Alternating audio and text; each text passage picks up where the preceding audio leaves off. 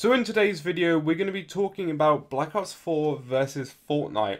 We're going to be discussing in detail, and looking at the facts and the money, etc. of whether Black Ops 4 even has a chance of sort of beating Fortnite, or whether Black Ops 4 has a chance of over-rivaling Fortnite, or anything like that, or even if it will come close. This came to my attention when I saw my friend Matt tweeting out all these people tweeting about RIP Fortnite because of Black Ops 4 just makes me chuckle. Now obviously what he's saying here is that he reckons that Fortnite is just such a big game at the moment that there's no way that Black Ops 4 will even come close. And yesterday I made a video where I said the following: but the competition has done such a good job because it's making Treyarch actually innovate in such a way where this could potentially rip Fortnite. Rest in peace Fortnite. I'm going to say it right now because I think this potentially could be bigger than Fortnite, or at least has a very big potential if they go about it the right way. Now in no way do I think this tweet is directed at me, but it did make me think because I thought to myself, well, I did say it in the video, and I mainly said it because I was really hyped because of the Black Ops 4 reveal and everything, and there was all these trailers and everything, and obviously the hype just sort of got to the better of me, so I was just like basically saying that Black Ops 4 is the best game, or will be the best game ever. Like that will come because obviously I was really hyped. Still I'm really hyped of course, but thinking about how big Fortnite actually is as a game, I might want to reconsider what I said about it. Now even though the Battle Royale in Black Ops 4 looks phenomenal, and I do think it could put up a good chance, I want to look at the numbers in both games, and I've tried to do a bit of research before starting this video. So I've got a little bit of an idea about Fortnite and Black Ops 4 with the players that play the game each month, etc. So I'll give you a few of the figures right now to see what you think as well. In Fortnite, I'm just going to start off and say that in February, they had a concurrent 3.4 million viewers. Concurrent meaning at one time, so at any one specific point, there was 3.4 million people on the game at one time. Like at the same time, across the world. And that's a lot of people to be on the game at one time. And this was in February, mind you. We're now in May. In January, the concurrent viewer hit to 2 million. So in a month, they gained 1.4 million concurrent viewers as their record.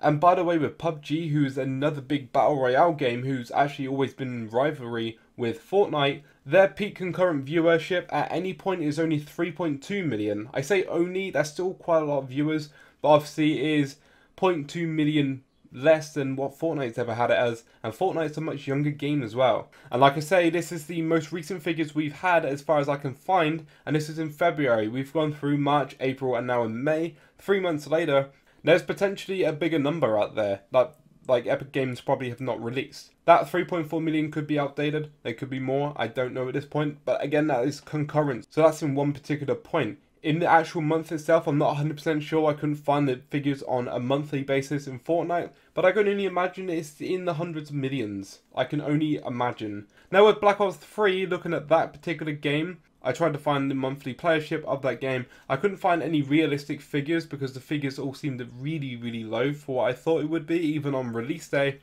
But what I then went on to do was find out how much money the games are making, thinking that maybe the money would be a good idea of how many people are playing these games. And obviously Black Ops 3 doesn't have as many players as Fortnite. This is well known, Fortnite has the most players of any game at the moment. But the difference between the Black Ops 3 players at the moment and the Fortnite players is a bit of a mystery. So the money side of things, when Black Ops 3 first came out, in the first 3 days, it made $550 million.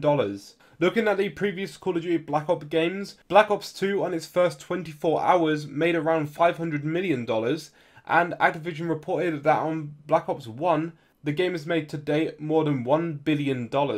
Now moving over back to Fortnite, in February again, the total revenue was 126 million compared to PUBG's 103 million. That just gives you an idea if you play PUBG. But again, the interesting thing here is that Fortnite is a free game, and PUBG and Black Ops 3 are both games that you pay for.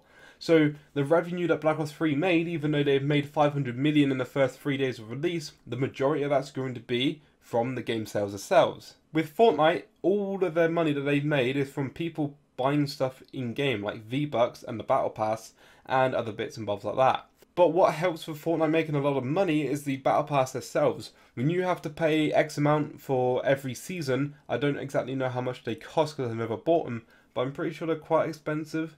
But when you buy those every single season, obviously those players who want to pay that money to get like the season pass, to get like other game modes and whatnot, they're going to pay for it. And obviously with Fortnite being such a big game that it is, with the base game being free, that invites more players onto the game. Once they get hooked into it, they might invest a bit of money into actually buying to get the sort of the upgraded version, to get more game modes, to get the V-Bucks so they can get all the costumes and, you know, pimp out their character a little bit.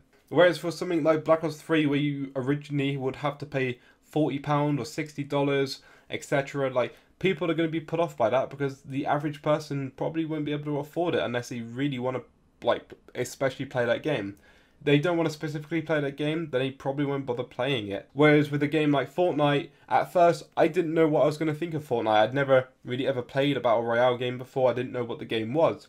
I downloaded it off the pure fact that it was free.